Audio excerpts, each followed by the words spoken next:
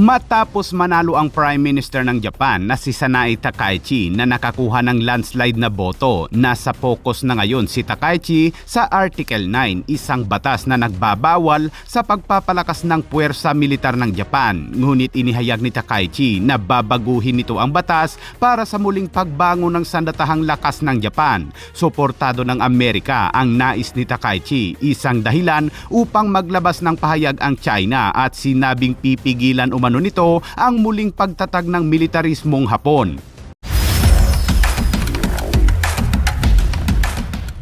Isang araw matapos ang isang malaking tagumpay sa halalan sa parlamento, nilinaw ng punong ministro ng Hapon na si Sanae Takaichi ang kanyang intensyon na ituloy ang pagbabago sa konstitusyon ng bansa upang magbukas ng daan para sa malawakang pagpapalakas ng militar. Japan is bringing back World War II era military ranks. Nasa focus ngayon ni Takaichi ang Article 9, isang batas na nagbabawal na makipagdigma bilang isang paraan upang malutas ang mga international na hindi pagkakaunawaan. Ang Article 9 ay pinagtibay matapos matalo ang imperialismong Hapones noong ikalawang digmaang pangdaigdig.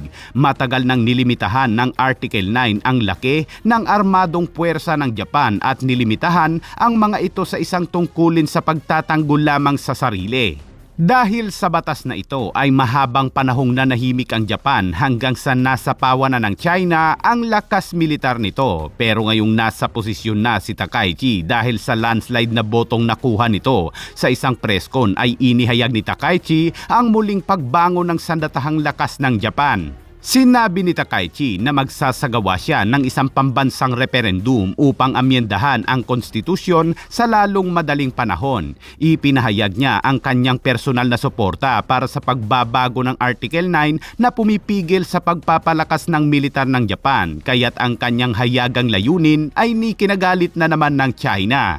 Matatanda ang ilang linggo na ang nakalipas ay sinabi ng isang senior official ng Japan na ngayon ay advisor ni Takaichi na panahon na umano para magkaroon ng sandatang nuclear ang Japan. Agad na tumugon dyan ang China at nagpahayag ng pagkabahala dahil banta umano ito sa kapayapaan sa rehiyon at idinagdag na dapat pigilan ang Japan dahil sa ginawa nitong kasamaan noong World War II.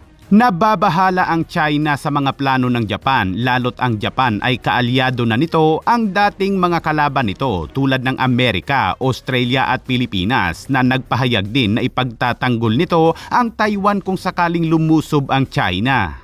Ipinahiwatig din na Takaichi ang kanyang intensyon na ganap na baguhin ang aparatong pangseguridad ng Estado upang magtatag ng isang sistema upang estratehikong protektahan ang mga pambansang interes nito, kabilang dito ang pagtatag ng isang bagong grupo ng espiya at pagsisimula ng isang napakalaking pagtaas sa paggastos sa militar. Ang mga patakaran ni Takaichi ay suportado ni US President Donald Trump na bumati kay Takaichi sa kanya umanong malaking tagumpay at sa nais ni Takaichi na kapayapaan sa pamamagitan ng lakas. Sinabi ni Trump na masaya ang kanyang administrasyon na magkaroon ng isang matibay na kaalyado sa Cold War nito laban sa China, habang pinuri ng kalihim ng pananalapi na si Scott Bessent ang resulta ng halalan bilang isang panalo rin para sa Amerika na nagsasabing kapag malakas ang Japan ay malakas din umano ang Estados Unidos sa Asia.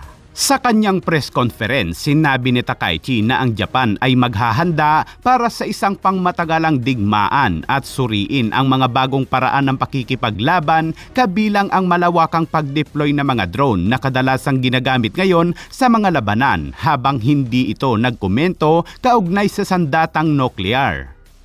Ngunit ang kanyang mga pahayag ngayon ay nagdulot ng krisis sa diplomasya na nag-udyok sa gobyerno ng China na mangakong matatag na pipigilan ang muling pagkabuhay ng militarismo ng Hapon. Galit ang China sa muling pagpapalakas ng Japan, pero wala namang sinabi ang Japan noong nagpapalakas ang China. Nagsalita lang ang Japan dahil ginagamit na ng China ang lakas nito para mambuli at manguha ng mga teritoryo tulad ng Senkaku Island ng Japan na pilit na inaangkin ng China.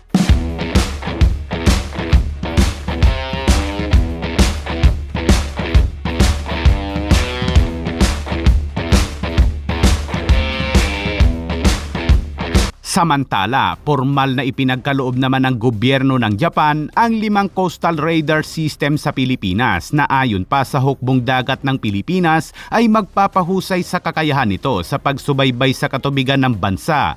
Dinaluhan ni na Defense Secretary Gilberto Teodoro at Japanese Ambassador Indu Kasuya ang seremonya ng paglilipat sa Camp Aguinaldo, Quezon City. Gagamitin ng Philippine Navy ang mga radar mula sa Japan at ipoposisyon sa iba't ibang mga istasyon ng Navy at kapag naging operational na ay inaasahang mapapahusay nito ng malaki ang kamalayan ng bansa sa maritime domain sa pamamagitan ng pagpapabuti ng kakayahang subaybayan ang mga aktibidad sa mga nakapalibot na katubigan.